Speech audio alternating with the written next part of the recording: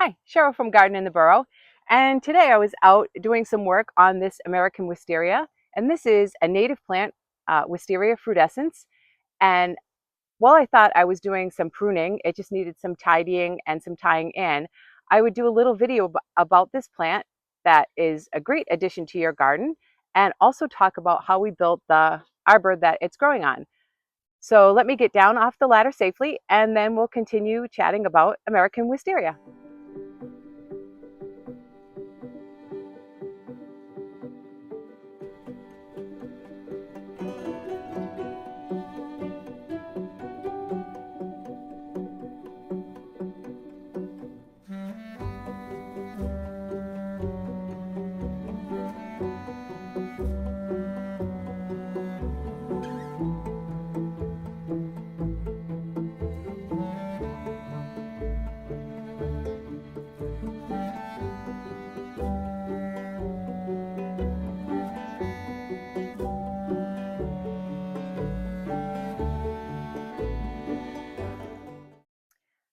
So this plant standing right next to me, or growing right next to me, is our American Wisteria. And this is a deciduous woody vine in the pea family. And even though it's not blooming now, I thought it would be fun to talk about it because it is such a gorgeous plant. So for those of you who are familiar with Chinese or Japanese wisteria, which are also gorgeous plants, those plants can be pretty aggressive. And when they bloom in the springtime, they are jaw-droppingly gorgeous, but they're really difficult to maintain and really hard to fit into a smaller garden space.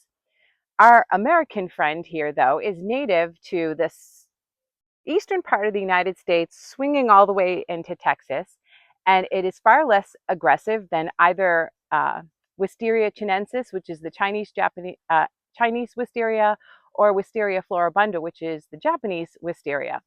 It does flower less, and the flowers are smaller, but it's beautiful all the same. It also is host to some skipper butterflies, a larval host for their caterpillar, and all sorts of butterflies and hummingbirds like the nectar from the flowers. So it's a beautiful native plant to add to your garden. It found in the wild will always be found in swampy or wet areas. So that is its preferred growing conditions. But for those of you who follow my channel, know that we garden in dry sand, and you can see how beautiful this vine is growing. So even though this is a less aggressive grower than the other forms of wisteria, it still is a very large plant. And you have to think long and hard about where you put this plant in your garden, because it does grow 20 to 40 feet. It does send out suckers. It will root. If it lands on the ground, it will form a new plant. So it has to be watched. It has to be babysat. So gorgeous as it is, it's still something you need to think about. So I wanted to grow this plant for a while, and we had to come up with a plan. And I'm going to talk about how we built the arbor above us as soon as I finish talking about the plant. So this plant blooms on new wood, meaning growth that it makes that season. The best time to prune this plant is late winter or early spring. So you're cutting off anything that maybe didn't make the winter or stuff you need to take back.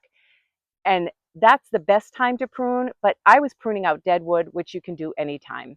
And then it will make one big flush of flowers early in the spring, and then sporadically throughout the season. So after it finishes flowering in the spring, I always give it a hit of 10-10-10 fertilizer, and then I'll get just some sporadic bloom through the rest of the season.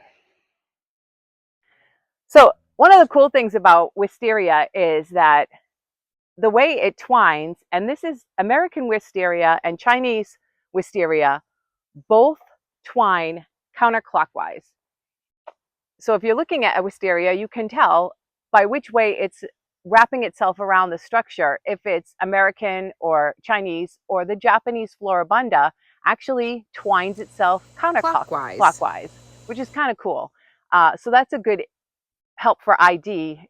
But the other thing that you can ID this plant with is their flowers. So if you look at Japanese wisteria or Chinese wisteria, those are the ones you're going to get, the really long drooping racemes that just English gardens are famous for. The flower clusters are much smaller, I would say about half. They're just cute little pudgy things, but they're still very sweet. So not as vigorous, not as floriferous, but still very, very beautiful plant. So where do you want to grow this in your garden? Well, if you have a pollinator garden, this is fantastic for that. If you have, this does like full sun for flowering, so you want to put it in a sunny spot if you want good flowers. So you need some sun space. You need a very strong structure to grow it on. Although you can prune this, like many wisteria, into tree form. And you can buy it already pruned into tree form if you don't know how to do that. But it's basically just growing it and pruning it every year pretty hard to keep its form into a standard or a tree form. Um, it is a great addition if you have a native plant garden. And now we're going to talk about the arbor and how we made it that it's growing on, because like I mentioned, if you want to grow this as a vine, you're going to need a pretty tall and pretty strong structure to put it on. So let's talk about this arbor that this wisteria is growing on. So when I knew that I wanted to grow this wisteria, I knew we had to come up with a solution for what to grow it on, because the average trellis or arbor or anything pergola that you're going to find at your local garden center is not going to be big enough for any kind of wisteria. And so we had seen a version of this in someone's garden, and we decided that we could make something similar here that would accommodate the height that we needed for the wisteria. So I'll tell you what you need to purchase first, and then I'll tell you how we put it together. So you need a bag of Quikcrete cement, and that's the kind that you use when you are setting fence posts that you pour into the hole with the fence post and just water. So Quikcrete cement. We have 2 7-foot tall fence posts, and then 2 sections of 10-foot long rebar. And all of that came from our local hardware store. So 2 sections of rebar, 2 fence posts, and the Quikcrete. You have to, very first thing that you do is dig the holes for your fence posts. And they need to be between 12 and 18 inches deep and spaced as far, like we wanted a nice wide entrance. So we spaced them out accordingly. So we dug our holes. Then Bill took a drill and drilled in the top of each fence post down about 3 inches, 2 holes. So there's almost diagonally apart from each other, there's 2 holes drilled about 3 inches deep into the fence post.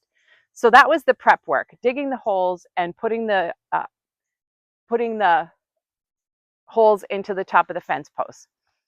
Then we took the rebar, and one section at a time, we bent it around a tree. So we used to have a tree over here, a big poplar tree, and we just each took an end and we bent the rebar until we got it to start bending and getting a nice curve in it. And once it had some curve to it, we put the fence posts down on the ground, put the rebar in the holes so that they arranged the way we wanted them to, so that they would sort of cross at the top. And then we walked the fence posts closer together and into their holes. And then we set them in the holes, took a deep breath, because this was terrifying. I was terrified the whole time we were doing this. I had visions of the rebar popping out of the drilled holes, or one of us getting hurt somehow. I don't know. We were younger then anyway. I don't know. How long do you think this has been here, Bill? 2011? 20, yeah. And anyway, we put it in the holes, and then you pour the cement in and pour water over the cement, and the cement hardens. And so that's how we made this arbor. So those of you who grow climbing plants know that it's difficult a lot of times to get plants, especially vines or things that twine, to start going up anything that's just solid like a fence post.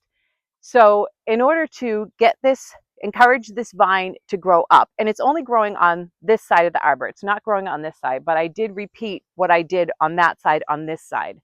I used an 18 gauge copper wire that we wrapped the posts in, and when I wrapped it, I wrapped it just around in, no particular way, and then I used a pencil to wrap the ends of the wire so it would make little curly cues so the wire would look kind of cool just popping off the fence post. And then the wisteria has something to grab onto.